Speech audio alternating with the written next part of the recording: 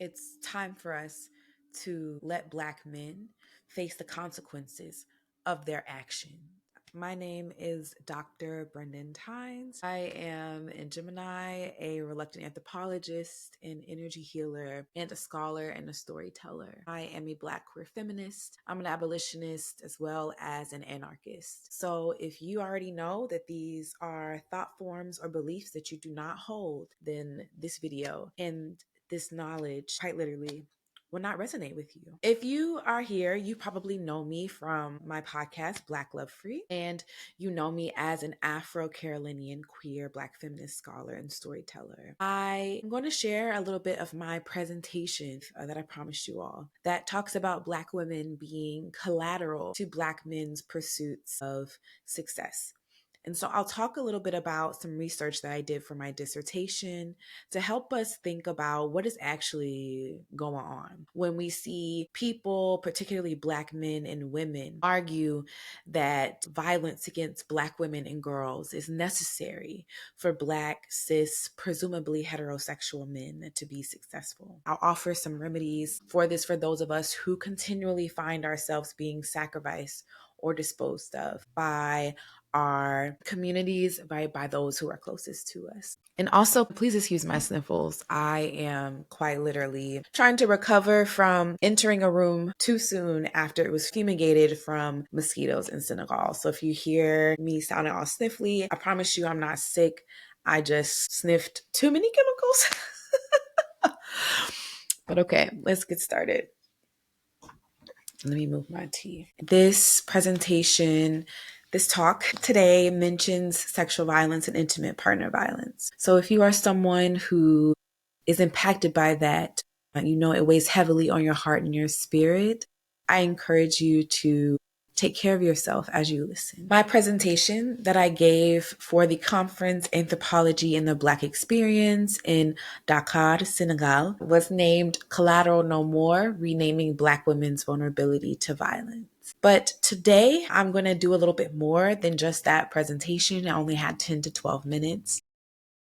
I really should name this Why We Need to Let These Niggas Face the Consequences of Their Actions, because that is in fact what we need to do. My beloved community needs me undone as a young pre-woman, for I could never be a girl. I was taught the practice of self-sacrifice. The routine offering of myself began at the altar of daughter and other mother. As I grew older, the altars of community and lovers would be others where I gave silent, painful penance. At these sites of rendering, home, school, church, movement spaces, I was stripped, struck, beaten, while being taught the centuries-old tradition of offering my body, spirit, mind as collateral. Because surely giving away this property would ensure my freedom. My burning flesh was rendered as natural and as essential as breathable atmosphere. My violation and my death made so unremarkable that they marked the condition of my living, and yet I am asked to give more silence, more sacrifice, more loving, more undoing, more redoing, more defining, and more saving. I know that I am not alone. Many Black women recognize the stale taste of our tongues tied in servitude, the familiar metallic scent of betrayal, the pop of our spines as we are expected to release more of ourselves under the weight of the world to ensure that everybody gets paid.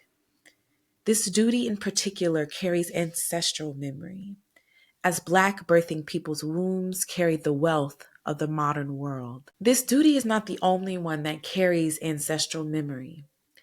The offering of our labor and our bodies as collateral has structured Black women's position as martyr, sacrifice servant within our beloved Black communities for centuries.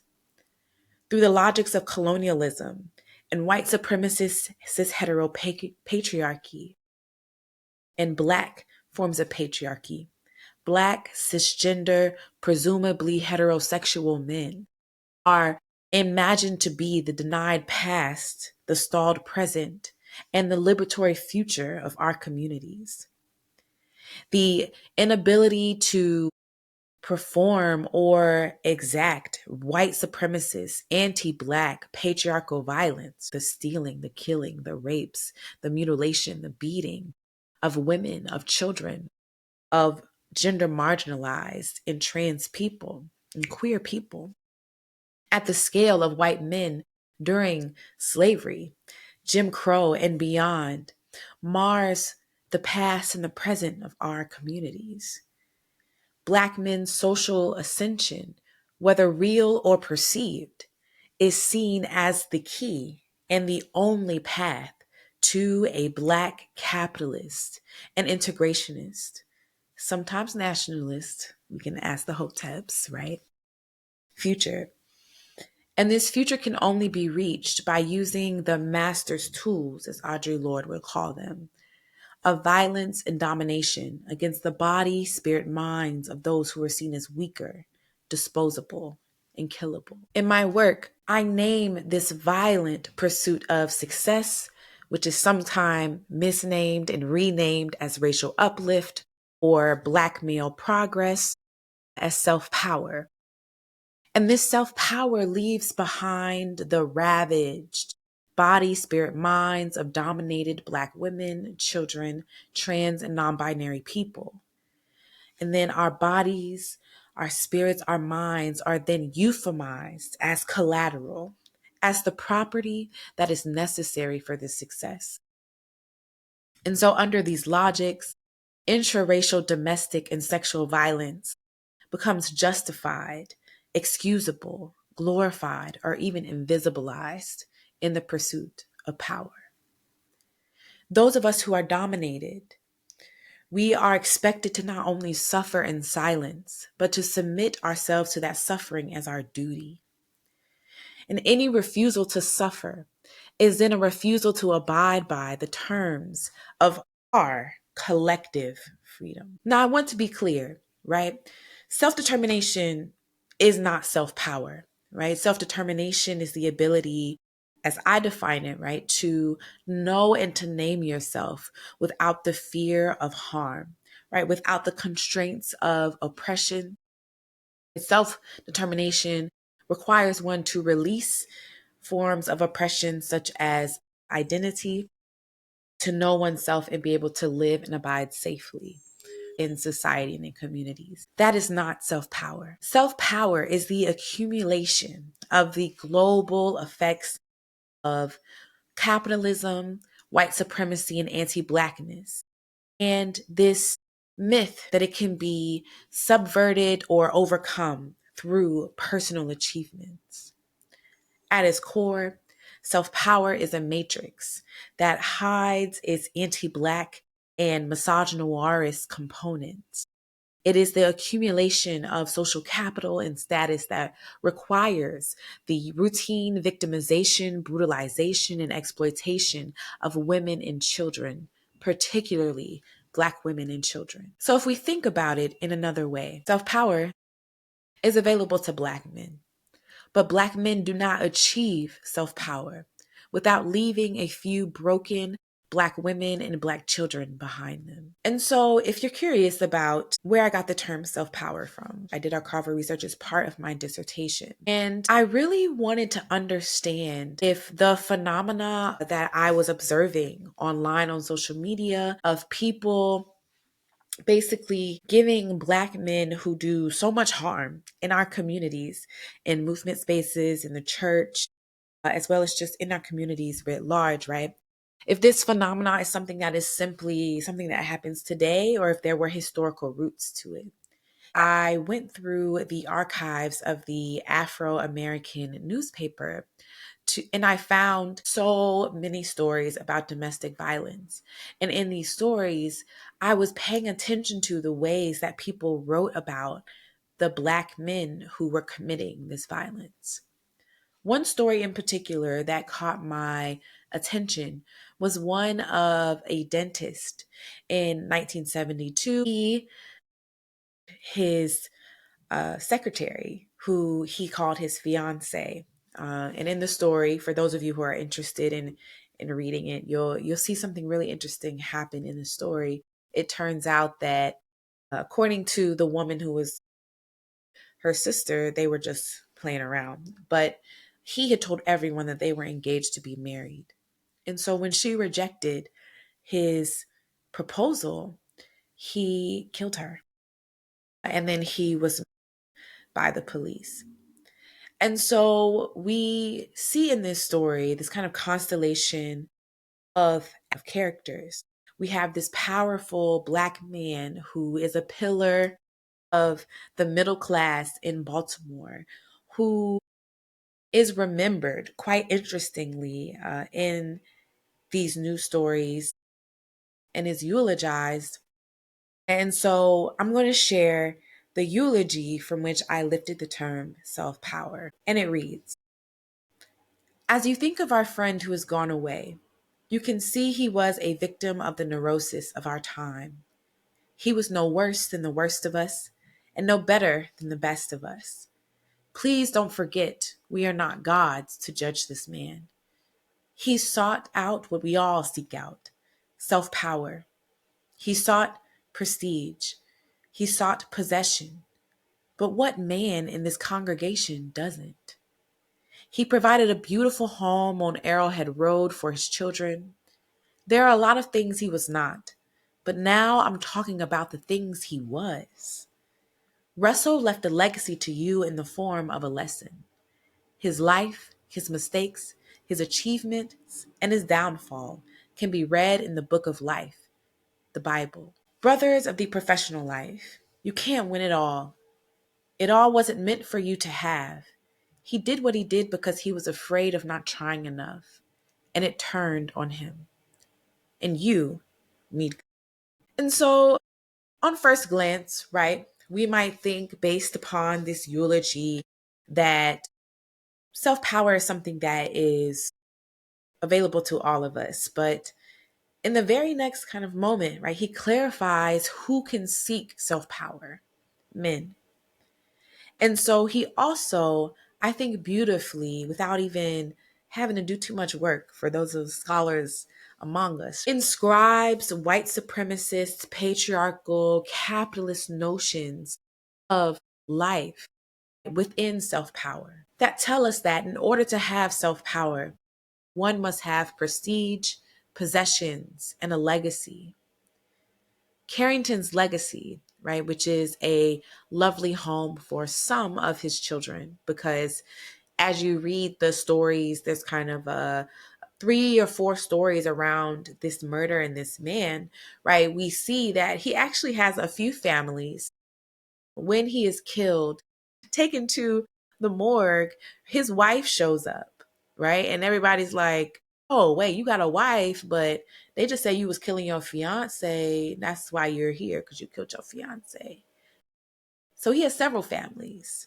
This man abandons his children once he finds a new wife and creates a new family with her. And so this eulogy in death remakes him as an ordinary man whose mistakes, whose legacy, his achievements, and his downfall are a part of a script by which people are supposed to live their life. This legacy that he leaves behind, this lesson that he leaves behind, that Black professional men, of course, cannot have it all, is determined and over-determined by this invented image of his life. And so you see the pastor say, right, that he's talking about the things that Russell was. But he essentially makes these things up based upon his power and his access to power and his wealth.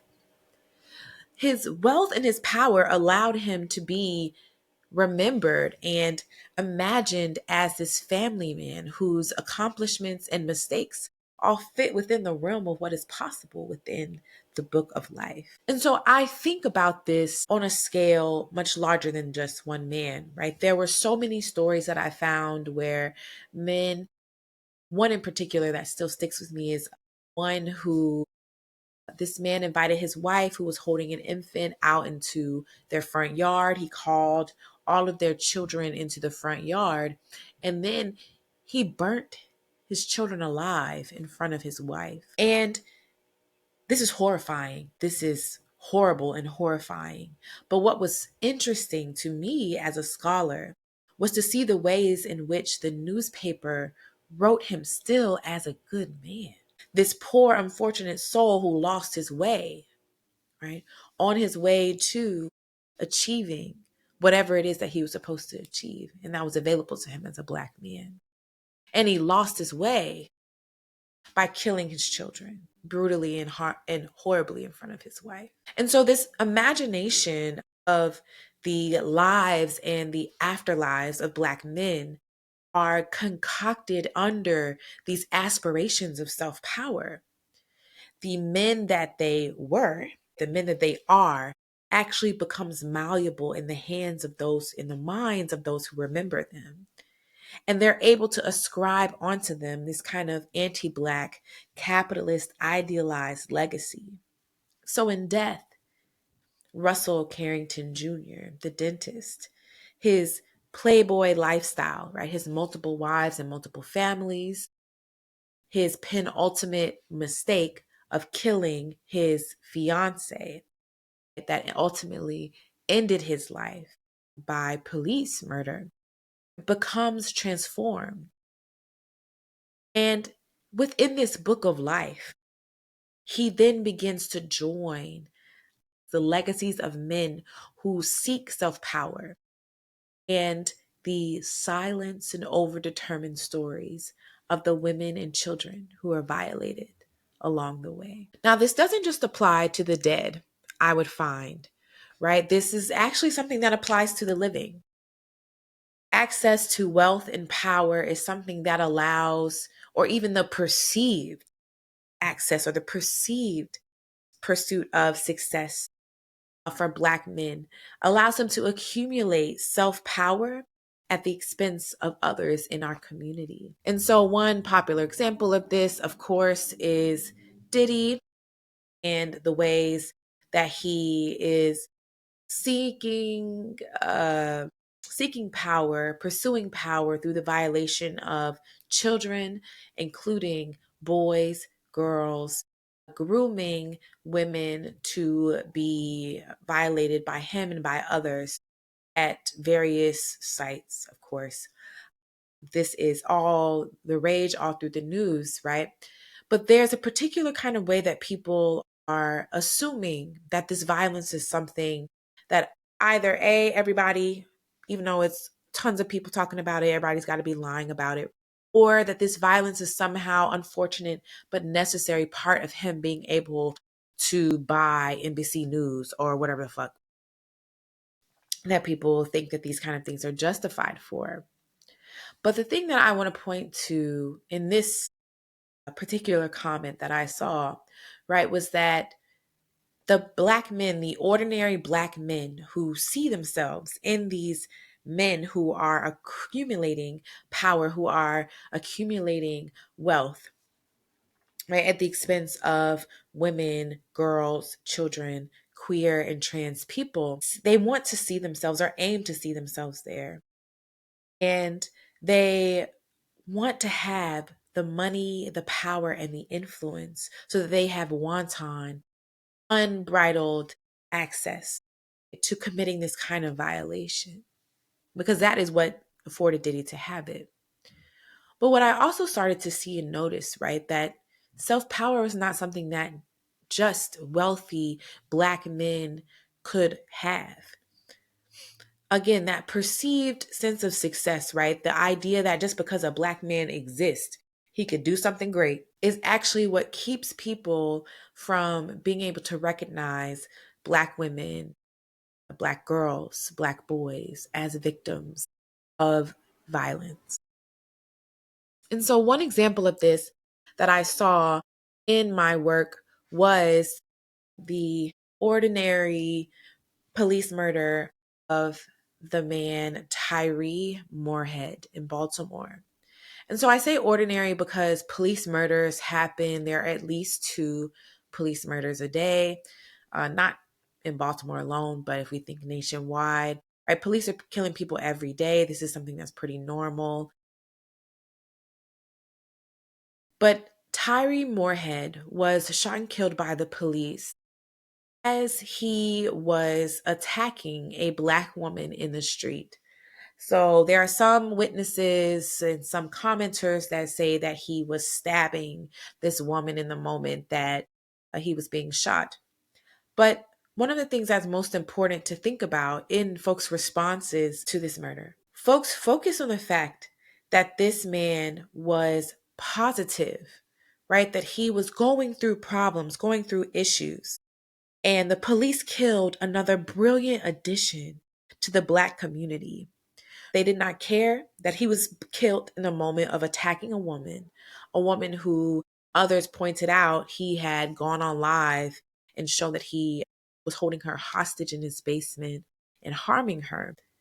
He is known to be a repeat offender and a repeat violator of Black women. That fact didn't matter. What mattered was that his ability to achieve some kind of perceived success was cut short by the police. And it did not matter that he was willing to sacrifice Black women.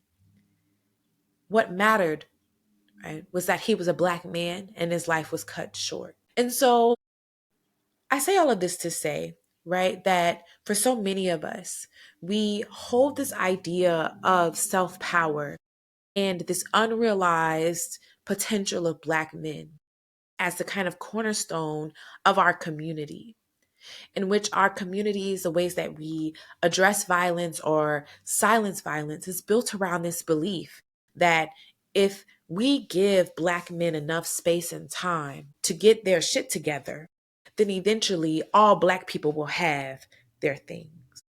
But we all know that that's not the case. And so where does this leave us though? So I want us to actually think about, right, where do we situate the Black woman, the Black gender marginalized within self-power?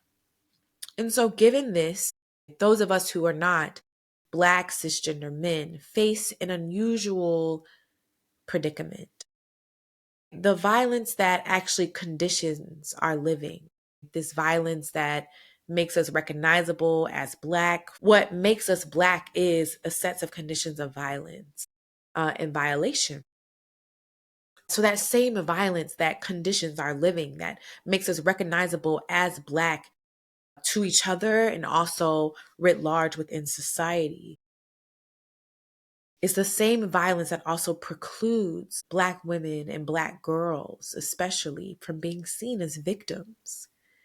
And that violence is required by our oppressors and by those who are close to us. So many people want to talk about the attack on Black men. They want to talk about the quote unquote lynching of modern Black men, et cetera, and position Black men in ways in which they are perpetual victims, while also they're supposed to be the leaders of our community, while also they're supposed to be the leaders of our household, but also we need to be able to support them.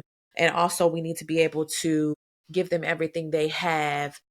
We also need to be able to constantly and consistently infantilize them while also give them our bodies and our minds and our spirits as a substrate to use to have their power. And the reason why this happens and how it happens in particular for Black women is facilitated by the historical positioning of Black women as the ultimate killable subject and object. And so the possibilities for us who are victims and survivors of sexual and gender violence are limited by whether people are able to recognize that we are even victims, societal recognition of our victimhood. And so in my work, I talk about the kind of ultimate victim and the criteria that goes into the calculus of what it means to be a victim. And so in that calculus, we take into account one's racial, class, gender, ability, and killability. And this ultimately produces a spectrum that places on one side the white, able-bodied, middle to upper class cisgender woman, and she is the ultimate victim, where she is not unkillable, right? Because white women are killed by white men, right? They're killed by others as well, I'm sure, right? So they're not unkillable in that sense, right? But they are kind of in this spectrum of killability, mobilized as disposable. So they're useful for maintaining white racial superiority through birthing white children. She's seen as innocent by way of her existence. And so many Black men, especially those who want to be seen as perpetual victims of racialized violence, will point to the histories in which the ultimate victim, white woman, pointed to a Black man or a Black boy or a Black woman, which they don't talk about that, but on the street and said, yeah, so he raped me, and now this person is strung up from a tree and dismembered, and white people sit around and have picnics and revel in their power. They love to point to that history and name themselves as the ultimate victim of violence. This white woman, this liar, the person who was protected through violence and domination of Black men, of other folks, of other people, is always innocent. And her innocence is guaranteed by way of her existence. And on her path to self-reclamation and or self-determination, she can exact revenge, or others can exact revenge of her violation, right, through any means necessary. And so a good example of this would be the movie series Kill Bill, where the actress, she kills whoever is involved with the man who tried to kill her, who raped her and tried to kill her, right? This kind of white vengeance is what I call it, my work, that is a white feminist vengeance that is allowed to commit violence by any means necessary as a form of self-reclamation. This is impossible for those of us who sit on the other end of the spectrum, right? Those of us who are the descendant of the African woman throughout the diaspora. So, due to histories of slavery and colonialism in which the African woman and her descendants who birth, right, their wombs are marked as the carriers of the slave and of Blackness, right?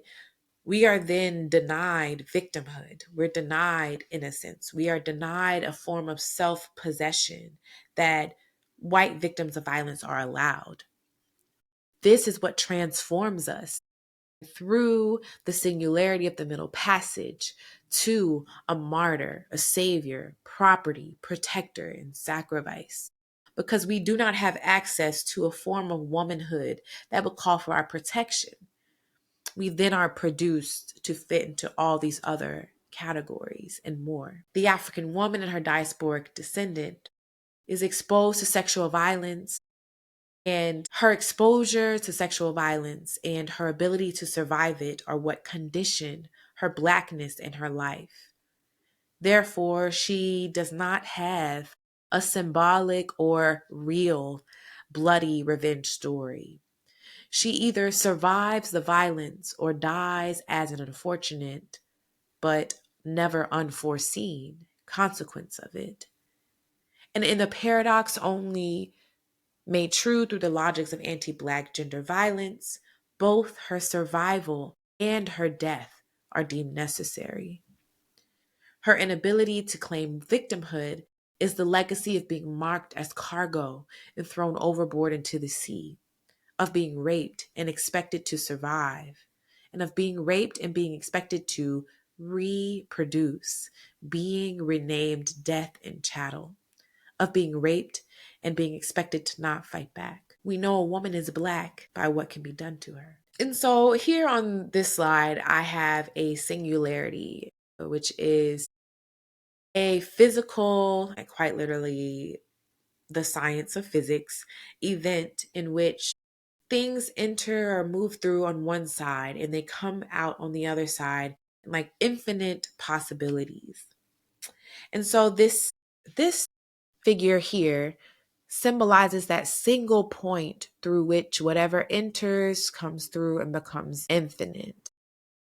And Christina Sharp names the Middle Passage and the violence that happens therein, right? The Middle Passage, which is the part of the transatlantic slave trade that took captive Africans from the continent of Africa and transformed them into slaves in the New World as a singularity that produced infinite possibilities that construct and constrain our world.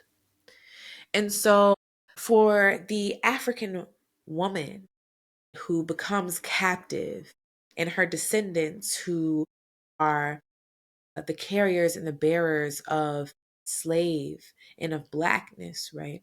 Our survival of violence and of harm is not seen as virtuous. This is what so many Black authors talk about when we talk about we were never meant to survive.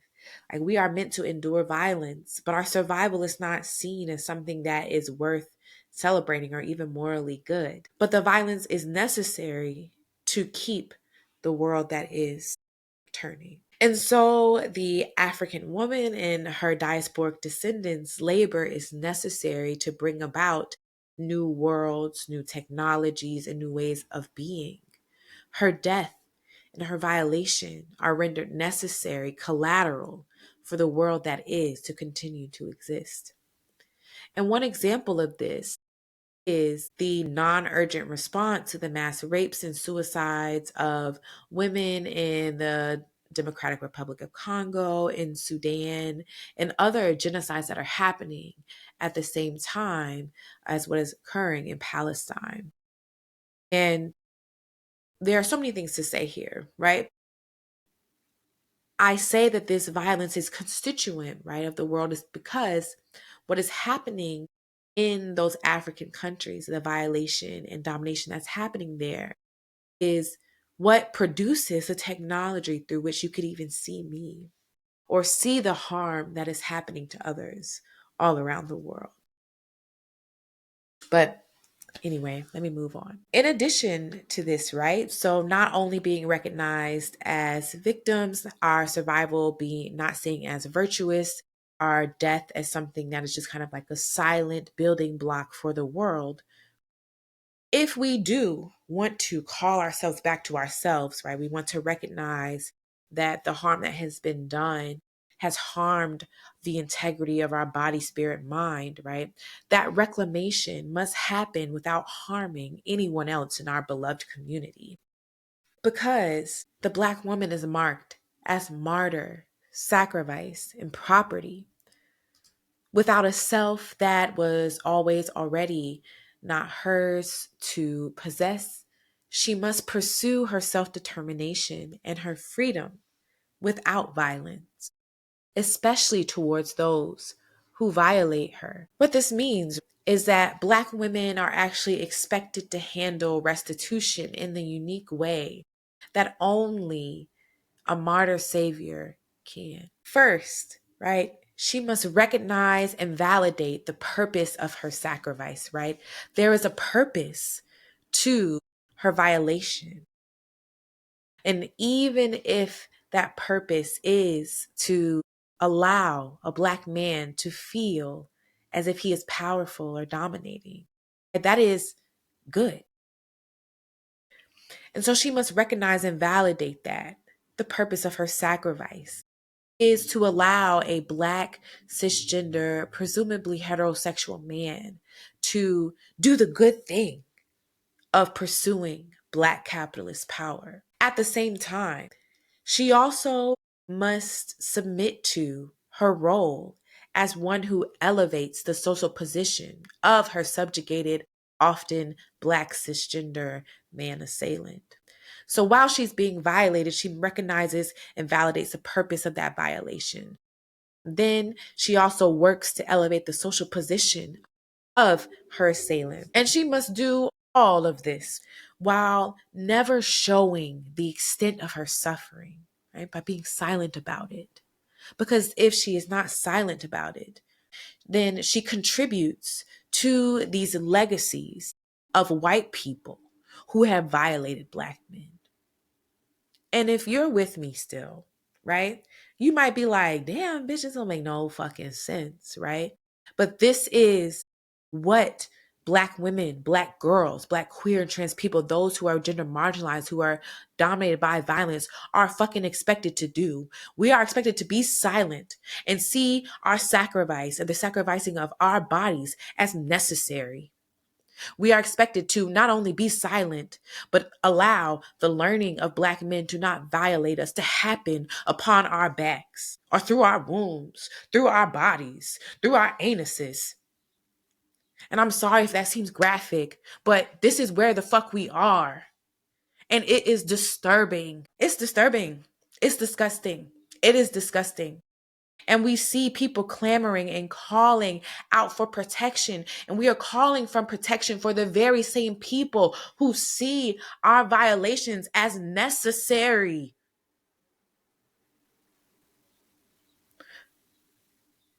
So here we are in this space where the Black woman cannot expect protection, even as her silence and her body provides it for Black men.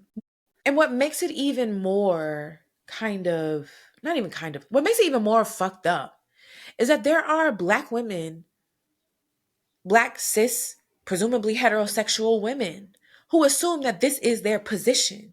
And there are so many of us who have taken up the position of martyr, sacrifice, property, protector, because we have been taught in different spaces that that is our position. And then so many of us grow up and still claim that position. And we might call ourselves pygmies. We might call ourselves men-centered women, however you want to frame it, right? But these are women who see it as their duty to sacrifice themselves for Black men. And so we cannot say and blame society, right? We can't continue to say that it is just forces outside of us that push us and make us do these things and behave in these ways.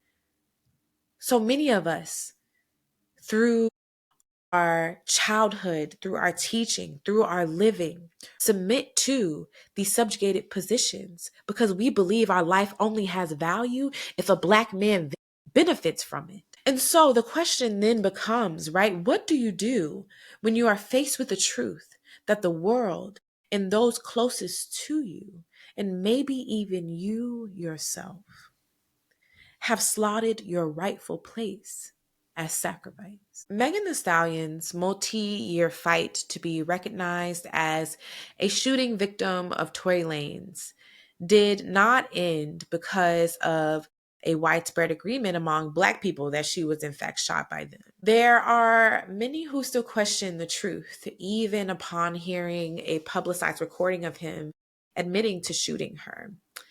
My own brother is among them, unfortunately. And they see it as their duty to defend this Black man who's under attack because, the criminal legal system is just so wrong. Right? Like, and that is in fact the truth. And again, they bring up these histories and these legacies of lynching, of the wrongful deaths of our ancestors, to say that these men who actually have done the violence and done the harm should escape accountability or, well, of course, in the case of the criminal legal system, punishment. What I admire about Megan, what makes her my favorite rapper, what makes her, I think, a strong example of what to do in response to this violence, is that she opens her mouth and she speaks about it. At first, she tried to protect Tory. She lied to the police. She said, no, he didn't do it. She tried to keep her mouth shut, and then he went about and shamed her. So many people shamed her. And so she came forward, and in her music, she talks openly about the pain that she experienced from her beloved community.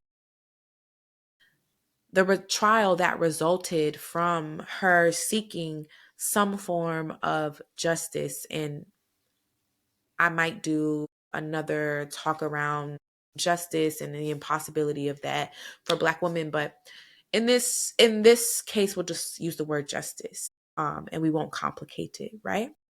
So in the trial, she admits to lying to the police about the violence, initially to protect him from police violence, which is a common and often community supported response aimed at shielding Black men from the consequences of their actions and the punishment from white supremacist anti-Black violence. Through her silence, she performed her proper duty.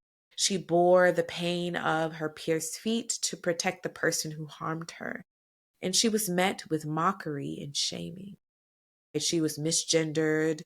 People would talk bad about her body and call her a deserving victim of violence who was trying to keep this Black man from achieving that success, right? She was getting in the way of his self-power. Megan has spoken out about her mistreatment publicly. She even published an op-ed in the New York Times in 2020 in defense of herself and other Black women. And eventually she turned to the court system to receive the recognition. And she lost friends, colleagues, and lovers along the way. And these losses compounded the grief that she was already wading through after the deaths of her parents. And so folks paid no mind to this violated Black woman, right, who was grieving, who was hurting physically, emotionally, and mentally, right? They paid no mind to her. They only paid mind to the pierced, broken legacy of a Black man. The shaming and the rejection that she faced from so many inside and outside of the Black community almost persuaded her that her own life was not worth living. Those closest to her betrayed her. And she also had to bear the burden of publicly healing from gender violence with no recourse to those protections of victimhood that we talked about a little bit earlier. I'm so grateful that Megan Thee Stallion did not let you hating ass bitches kill her. When I think about my life, I am so grateful that I didn't let the Black men who aimed to have me dead through their violation of my body kill me. And for those of you who are victims of violence and the perpetrator of violence looks like you, just know that if no one else has told you, I am happy that you have chosen not to stay in your rightful place, according to the world that is, as sacrifice. I delight with you and your ancestors that you chose to be here. And if nothing else, I hope this work empowers you to speak and to share your pain. Make your pain a shared burden for our community.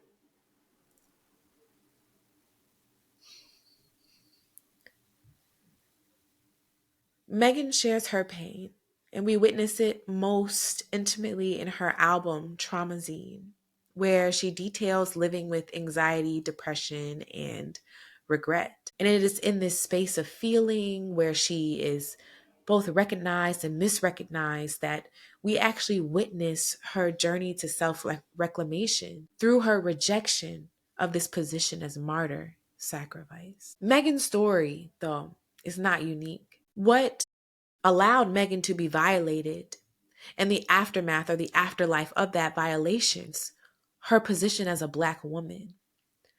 All her celebrity status did was highlight that this is the plight for many ordinary Black women and girls, including myself.